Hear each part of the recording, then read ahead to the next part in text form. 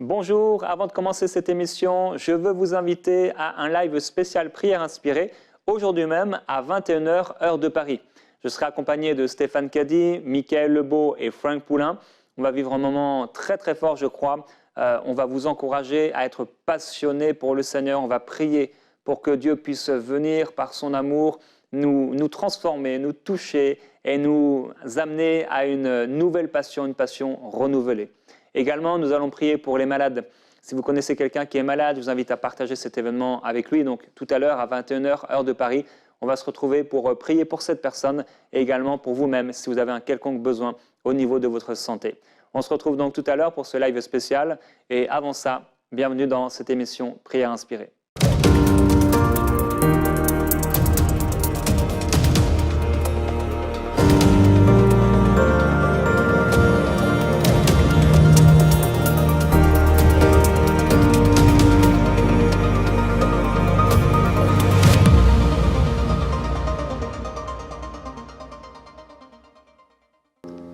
Bonjour et bienvenue dans Prière Inspirée. Nous continuons notre série sur les leçons des 10 lépreux. Et hier, on a parlé ensemble de la reconnaissance. En tout cas, je vous ai partagé sur ce thème de la reconnaissance. Et aujourd'hui, je veux continuer sur le thème de la reconnaissance et particulièrement la folie de ne pas savoir dire merci. Je trouve que c'est un bon titre. C'est en tout cas une phrase qui va rester ancrée, je l'espère, qui va marquer les consciences, la folie de ne pas savoir dire merci. Et je vais commencer avec ce témoignage d'Isabelle de Guadeloupe. Bonjour, aujourd'hui je ressens le besoin, tout comme le lépreux qui est retourné pour dire merci à Jésus, de prendre ce temps pour remercier Dieu pour votre ministère et pour ce qu'il fait à travers vos émissions. Cela fait quelques mois, voire années, que je sens que ma vie spirituelle est sèche. Ce n'est pas faute d'aller à l'église toutes les semaines, recherchant quelque chose de plus, mais sans succès. Cela faisait plusieurs années que je suis chrétienne et que j'allais à l'église. Je continuais à aller à l'église en ayant perdu espoir que les choses pourraient changer. Mais j'avais soif de plus de Dieu dans ma vie. En mon cœur, je me suis dit, il doit y avoir plus dans la vie chrétienne que tout cela. Un jour, le prophète Jérémie est venu prêcher à notre église. Je l'écoutais, je reconnaissais la voix du bon berger. Le message qu'il a prêché était dur, la tiédeur de certains chrétiens et églises dans le livre d'Apocalypse. Mais pourtant, je savais qu'il était de Dieu. Depuis que je regarde votre émission Prière Inspirée, je retrouve espoir et petit à petit, je redeviens centré sur l'essentiel. Les sujets choisis dans l'émission me parlent souvent, me fortifient et me remettent sur le droit chemin lorsque j'ai une mauvaise attitude ou une compréhension erronée ou partielle de la parole. Je lisais de moins en moins ma Bible car les versets sur lesquels je tombais ne me parlaient plus. Mes pensées se conforment petit à petit à celles du royaume de Dieu. Gloire à Dieu vraiment pour ce beau témoignage que Isabelle nous a envoyé. Merci pour le temps que vous avez pris de dire merci. Et voilà, il y a c'est comme ça que d'ailleurs j'ai pu tomber sur ce témoignage parce qu'on en a beaucoup. Et la référence à ce lépreux qui est venu retourner dire merci à Jésus. Et donc, Luc, chapitre 11, c'est notre chapitre 17, pardon, verset 11, c'est notre passage de cette semaine. Demain, on aura un temps ensemble. On va passer 28 minutes de prière sur un psaume de reconnaissance. Ça va être formidable.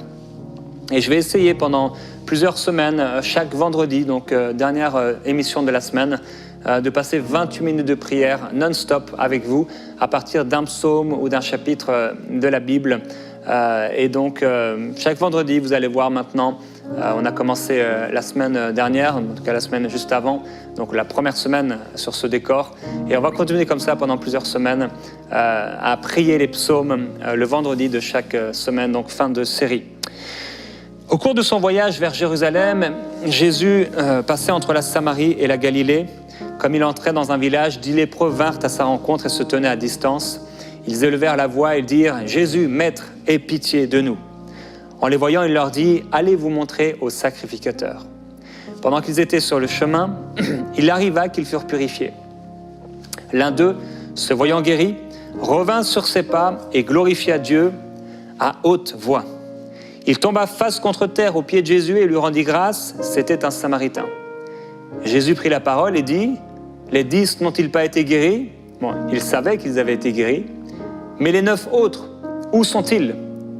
Ne s'est-il trouvé que cet étranger pour revenir et rendre grâce à Dieu? Puis il lui dit, lève-toi, va, ta foi t'a sauvé. L'ingratitude. Jésus a été surpris de cette ingratitude et hier, je vous ai dit qu'en tant que chrétien, en tant qu'enfant de Dieu, alors qu'on a le manuel de Dieu, manuel d'éducation, de transformation, d'instruction, de révélation, d'inspiration, bref, extraordinaire, la parole de Dieu. Et cette parole de Dieu nous encourage à être reconnaissants, comme un style de vie. Pas quelque chose où on oublie ce pourquoi on le fait, pas quelque chose qui soit un précepte humain ou religieux, qui sort juste de la bouche mais pas du cœur, mais que profondément dans notre cœur, nous puissions être des gens, des hommes et des femmes reconnaissants. Et donc ne pas savoir dire merci, c'est être ingrat. Et l'ingratitude est un péché, et j'ai dit que c'est également un signe de la fin des temps. Paul a dit, il a dit à Timothée, sache que dans les derniers jours, il y aura des temps difficiles, car les gens, premier signe de la fin des temps, en tout cas, il est parlé dans le texte ici de Timothée, car les hommes seront égoïstes. Ensuite, amis de l'argent, fanfarons, hautains, blasphémateurs, rebelles à leurs parents, ingrats, irreligieux. Donc l'ingratitude, c'est un signe de la fin des temps. L'ingratitude est un péché. Et si vous êtes une personne ingrate, eh bien vous devez changer. Vraiment.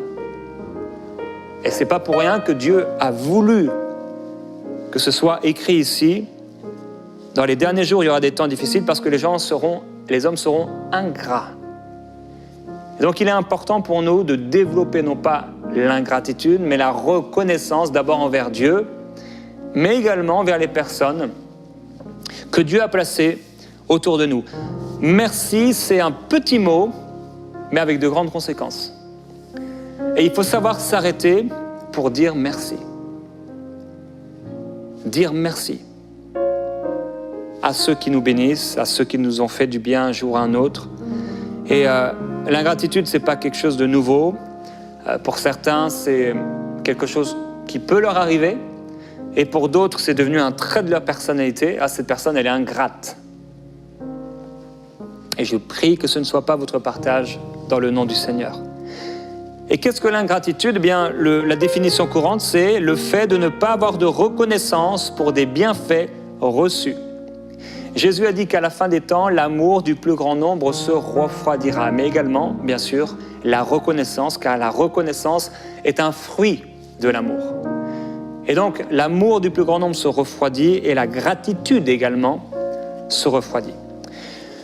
Dans le livre de Nombres, nous voyons le peuple et nous voyons cet état d'esprit qui les animait. Le peuple d'Israël est en train de murmurer, vous vous souvenez, ils ont été délivrés de l'Égypte et ils sont pleins de reconnaissance. Myriam prend les tambourins et le peuple dit « Waouh, Dieu est merveilleux, Dieu est extraordinaire, Dieu, t'es le plus fort, t'es le plus grand, t'es le plus glorieux, t'es le plus puissant ». Mais voilà que, ils ont envie de manger, ils ont envie de viande, et le peuple murmure au sujet de la viande et du pain aussi, dans Exode chapitre 16. Et là, Dieu va faire un miracle extraordinaire. Vraiment, c'est surnaturel, bien sûr. Et il est écrit, Dieu fit souffler de la mer un vent qui amena des cailles et les répandit sur le camp. Il y en avait à peu près 2 coudées. À peu près 2 coudées au-dessus de la surface de la terre. Pendant tout ce jour et toute la nuit, donc 24 heures, et pendant toute la journée du lendemain, là ils ont dû dormir, le peuple se leva et ramassa les cailles. Celui qui en avait ramassé le moins en avait, alors selon vos traductions, peut-être il est parlé de Homer, et la version Summer ou d'autres versions, en fait c'est 1000 kilos, 1 tonne. Celui qui en avait ramassé le moins en avait 1 tonne. C'est particulier. Ils avaient encore la viande à la bouche quand la colère de l'Éternel éclata contre le peuple et il le frappa d'une grave épidémie. C'est un passage troublant, un passage particulier de l'Ancien Testament où on voit un des jugements de Dieu. Et une chose qu'on peut dire, c'est que Dieu a exaucé leurs plaintes. Ce n'était même pas des prières, c'était des plaintes. Et c'est fou comment Dieu peut être bon. La Bible dit que Dieu fait pleuvoir sur le juste et sur l'injuste. Je parlais dernièrement avec quelqu'un qui ne connaît pas Dieu et il me disait, mais moi, de toute façon, une personne de 60 ans à peu près, mais moi, j'ai pas besoin de Dieu. Moi, ça va. Et quelle ingratitude! Les gens ne réalisent pas la bonté de Dieu à leur égard. Et je lui ai dit, mais vous savez, la respiration que vous venez de prendre, c'est Dieu qui a permis que vous puissiez la prendre. Et Dieu leur a envoyé des cailles. Ces cailles n'étaient pas empoisonnées. Ces cailles étaient bonnes, elles étaient saines. Il a fait un miracle. Imaginez, ça devait être impressionnant. C'était sur des centaines de mètres. C'était haut. C'est vraiment fou. Je sais pas, ils ont dû prendre tous les récipients qu'ils pouvaient. Ils ont eu de la viande. Ils voulaient de la viande, ils ont eu de la viande. Des tonnes, des tonnes, des tonnes, des tonnes, des tonnes, des tonnes de viande. Et qu'est-ce qui se passe? Ils commencent à manger la viande. Je ne sais pas comment d'ailleurs, la Bible ne dit pas, est-ce qu'ils ont mangé la viande comme ça, avec le sang impur? Est-ce qu'ils ont fait griller? En tout cas, je ne me souviens pas d'avoir vu ce passage-là avec ça. Mais en tout cas, ils avaient la viande dans la bouche. Et là, paf, ils sont frappés d'une grave épidémie et plein de gens meurent ici et là. Et ces cailles n'étaient pas empoisonnés, je le répète. Et s'ils avaient eu une attitude de reconnaissance, ils ne seraient pas morts. La folie de ne pas savoir dire merci. Dieu les exauce. Et d'ailleurs, la Bible dit qu'ils auraient dû se sanctifier. Et la Bible ne fait aucune mention de cela. Apparemment, personne ne s'est sanctifié. Et toute la journée, ils ramassent les cailles et on n'entend pas une seule fois le peuple dire merci. Toute la nuit, ils ramassent et pas un seul merci. Ils vont dormir, ils se réveillent et toute la journée, le lendemain, ils ramassent et pas un seul merci. Pas une seule action de grâce n'a été faite par le peuple pour ce miracle de provision. En fait, on a l'impression que pour le peuple, c'était normal. Bah, c'est normal, c'est Dieu. C'est le distributeur automatique. Poup, tu tires, comme la machine à sous, et t'attends à ce que ça tombe. Tu mets ta carte bancaire et t'attends à ce que l'argent sorte. Tu pries et t'attends que ça vienne. Et ça, c'est vraiment très mauvais. Et c'est une mauvaise attitude. Et c'est un peu comme un adolescent qui trouve normal d'avoir à manger, d'avoir une maison, d'avoir des vêtements à la mode, d'avoir 20 euros d'argent de poche par mois. Il trouve ça normal et il sent qu'il n'a pas besoin de dire merci. Et nous, en tant que parents, on ne trouve pas ça normal, parce qu'il devrait dire merci. Donc, le poison n'était pas dans les cailles. Le poison était dans leur cœur. Le poison, c'était l'ingratitude. Et c'est cette ingratitude qui les a tués. L'ingratitude.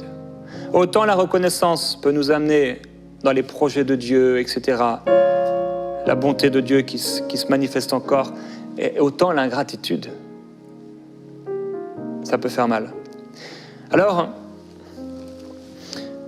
on devrait être reconnaissant envers Dieu, premièrement, et se rappeler de sa bonté, de son amour, de son salut pour nous. Il nous a sauvés. C'est extraordinaire. Dieu nous a sauvés. Waouh! La vie présente et la vie éternelle. On ne réalise pas, c'est sûr. Moi-même, je ne réalise pas la grandeur de ce salut. Mais c'est extraordinaire. C'est merveilleux. Waouh! Et on peut être reconnaissant également envers les personnes qu'il a mises dans notre vie. Et premièrement, je pense nos parents. On peut être reconnaissant pour nos parents. Et certains d'entre vous, vous avez peut-être eu des parents durs, méchants, et peut-être même qu'ils vous ont fait du mal, mais je pense que même avec l'Esprit du Seigneur, vous allez réussir à être reconnaissant. Certainement pas pour les mauvaises choses, mais même s'il y a un peu de choses. Et ça peut être pour la famille, pour nos enfants, pour nos frères, pour nos sœurs, pour les gens qui sont autour de nous, pour notre épouse, notre époux, si vous êtes une femme. Et il faut savoir dire merci. On peut être reconnaissant à nos pasteurs, à ceux qui nous enseignent, la Bible en parle, à nos professeurs, aux bénévoles peut-être qui nous servent quelque part, si des bénévoles nous servent. On peut être reconnaissant à l'hôtesse de caisse qui là, est en train de passer nos articles. Et en fait, qu'est-ce qui fait que les gens ne sont pas reconnaissants? C'est qu'en fait, pour eux, c'est normal. C'est normal, pourquoi je devais dire merci?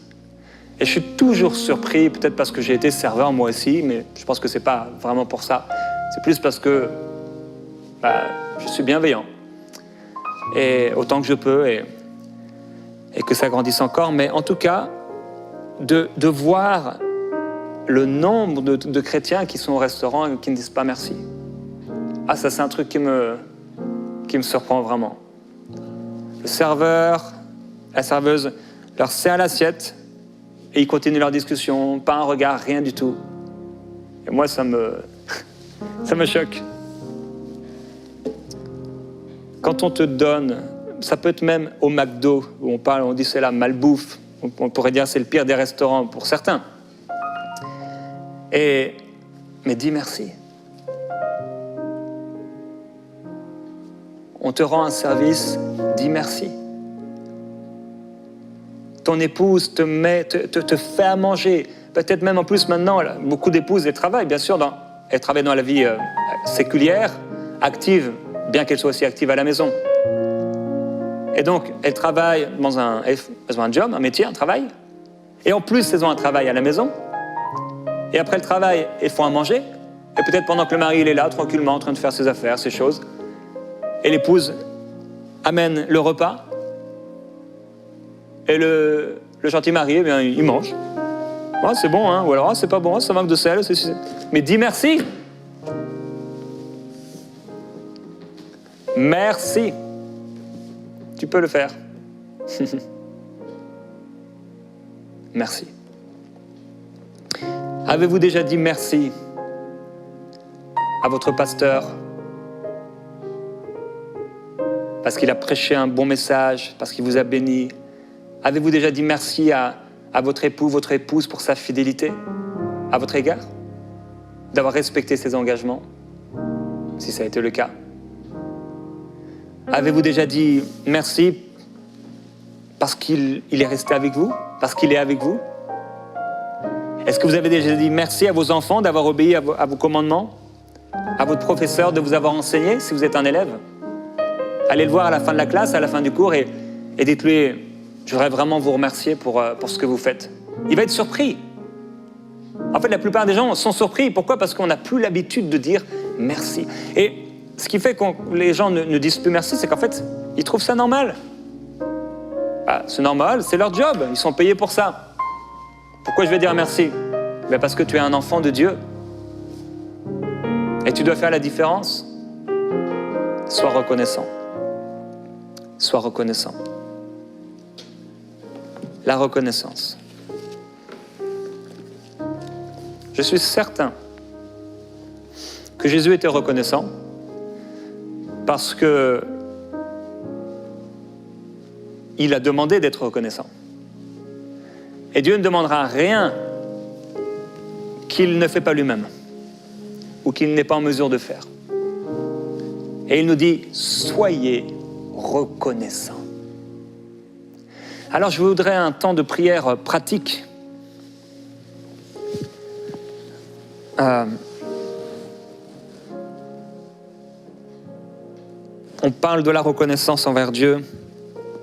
Et hier, on a passé un temps à remercier Dieu et à s'émerveiller de son amour et de sa bonté et du salut extraordinaire. Et on peut le remercier pour qui il est. Nous te remercions, Père, pour ta bonté à notre égard, pour le salut précieux. Merci Jésus pour le sang qui a été versé pour moi, pour nous. Merci, précieux Saint-Esprit, pour ta fidélité à notre égard. Merci pour ta bonté. Merci pour ton amour. Apprends-nous à être reconnaissants. Apprends-nous. Et dans ce temps de prière, si vous avez quelque chose pour marquer à côté, un cahier, quelque chose, envers qui vous pouvez être reconnaissant?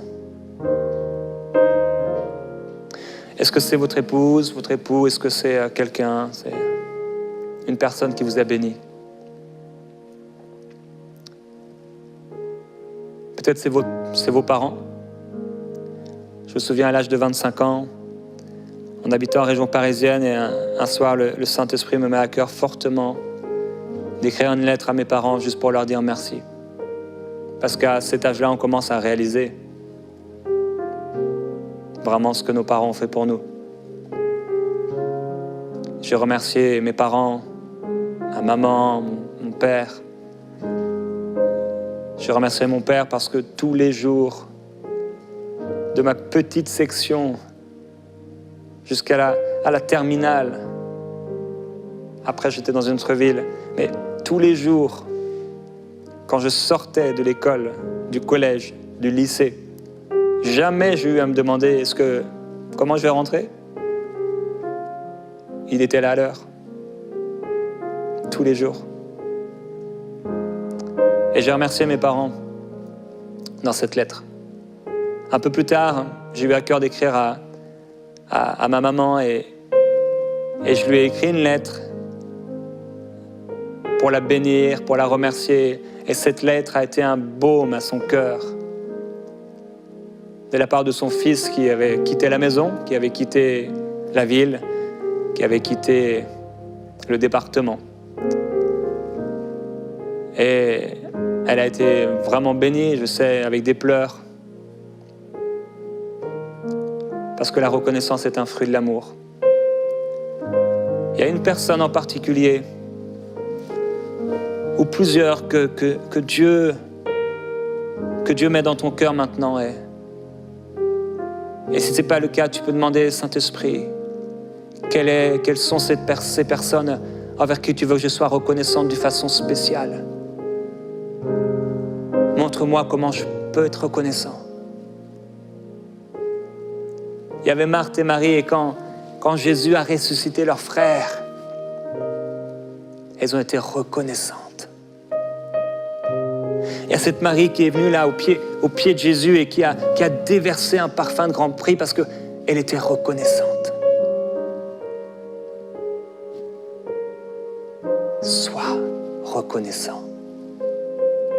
Sois reconnaissante. D'ailleurs, je pense là, en voyant l'image en ce moment, le magnifique décor, et je me dis, mais merci. Merci à tous nos partenaires. Parce que tout ça, c'est grâce à vous. Au Seigneur, oui, bien sûr. À une équipe merveilleuse, formidable, oui, c'est vrai. Mais c'est grâce à vous. Et je vous remercie de savoir dire merci. De façon physique. Merci d'être ce 10%, ce lépreux parmi 10, qui a fait demi-tour et qui a dit « Moi, je veux dire merci. » Vraiment. C'est pas pour nous. C'est pour lui. C'est pour la gloire de Dieu. Et c'est parce que Dieu a un peuple nombreux qu'il veut encore sauver. Un peuple nombreux qu'il veut relever, qu'il veut fortifier. Alors, si Dieu fait monter dans votre cœur une personne, notez qu'est-ce que le Saint-Esprit vous inspire. Vous savez, le Saint-Esprit, la Bible dit que le royaume de Dieu ne vient pas de façon à frapper les regards. Et peut-être c'est juste une pensée. Ah, je pourrais lui offrir un parfum. Ah, je pourrais l'offrir un bouquet de fleurs. Ah, je pourrais l'inviter au restaurant. Ah, je pourrais faire à manger pour cette personne. Ah, je pourrais garder ses enfants peut-être. Ah, je pourrais aller la visiter. Ah, je pourrais lui téléphoner. Ah, je pourrais lui faire une offrande. Eh bien, faites-le. C'est le Saint-Esprit. C'est certainement pas Satan. C'est le Saint-Esprit. Père, je te remercie pour ta parole. Ta parole est si riche. Ta parole est si précieuse. Et tu as été surpris, Jésus, parce que ça s'est passé dans ta vie quand tu étais sur la terre, que aucune de ces 9 personnes n'est revenue te dire merci. Quelle folie, quelle ingratitude. Leur vie a été transformée et ils n'ont pas dit merci. Ils ont été vaqués à leurs activités, ils ont été faire leurs choses, profiter de leur guérison. Et Père, aujourd'hui, on veut être, aujourd'hui et demain, et tous les jours de notre vie, on veut être comme ce Samaritain. Même si ça demande un effort, même si ça demande un peu de temps de faire demi-tour pour te dire merci, demi-tour à la vie, demi-tour aux préoccupations, demi-tour aux occupations, demi-tour aux activités, demi-tour à tout ce qu'il y a à faire. Nous voulons être à tes pieds, comme Marie, à tes pieds, reconnaissant. Nous voulons te dire merci. Te dire merci, Seigneur Jésus-Christ, pour ta vie donnée pour nous, pour le salut éternel, pour la grâce de Dieu, pour ta gloire, ta présence. Merci parce que tu ne nous as pas abandonnés, tu ne nous as pas délaissés. En toi, nous avons la vie, le mouvement et l'être. Tu nous as tout donné avec toi. Tu nous as fait aller dans ton cortège triomphal, dans ta gloire, positionné, assis dans les lieux célestes avec toi. Tu as tout mis sous nos pieds. Tu as fait de nous ton temple. Merci. Obed-Édom était béni parce qu'il avait l'arche dans sa maison, mais nous sommes ta maison. Et tu vis en nous. Merci. Merci, Seigneur. Apprends-nous, Seigneur, à être reconnaissants. Aide-nous à ne pas être ces personnes ingrates. Éloigne de nous l'ingratitude. Et Père, je prie pour toi-même. Demande au Seigneur, la prochaine fois que je fais preuve d'ingratitude, s'il te plaît, Saint-Esprit, fais un déclic dans mon cœur. Pousse-moi, fais quelque chose, fais-moi trembler de l'intérieur et amène-moi à être reconnaissant. Oui, Seigneur. Merveilleux Jésus-Christ, je t'adore, je te glorifie. Gloire à Dieu, gloire à Jésus-Christ. Continuez à noter ce que le Saint-Esprit vous dit. Il va vous donner des idées. Dieu est bon, plein d'inspiration pour nous amener à être reconnaissants. Et vous pouvez étudier la reconnaissance dans la parole, peut-être dans ces prochains jours. Méditez sur ce sujet dont on ne parle pas forcément souvent. Et peut-être fixez-vous des objectifs pendant cette semaine qui vient. Aujourd'hui, je vais être reconnaissant. Seigneur, apprends-moi à être reconnaissant. Et donnez-vous des objectifs. Aujourd'hui, je vais être reconnaissant envers au moins 3 personnes, je ne sais pas. Aujourd'hui, je vais acheter un cadeau sans savoir à qui je vais le donner, mais je vais le donner. C'est merveilleux. La générosité, la reconnaissance, ça, c'est des fruits du royaume de Dieu. Aujourd'hui, je vais prendre une enveloppe, je vais mettre 100 € dedans. Et je vais la donner cette semaine, peut-être dans mon église locale. Je ne sais pas à qui. C'est formidable. Combien de fois on a pu, avec mon épouse, se retrouver dans des situations, toutes sortes de situations. On entend une parole, quelqu'un parle d'un besoin. On voit quelqu'un, on croise le regard de quelqu'un et on sait qu'on doit donner. Soyez reconnaissants. À bientôt dans Prière Inspirée, vous êtes bénis, on se retrouve demain pour ce psaume de reconnaissance.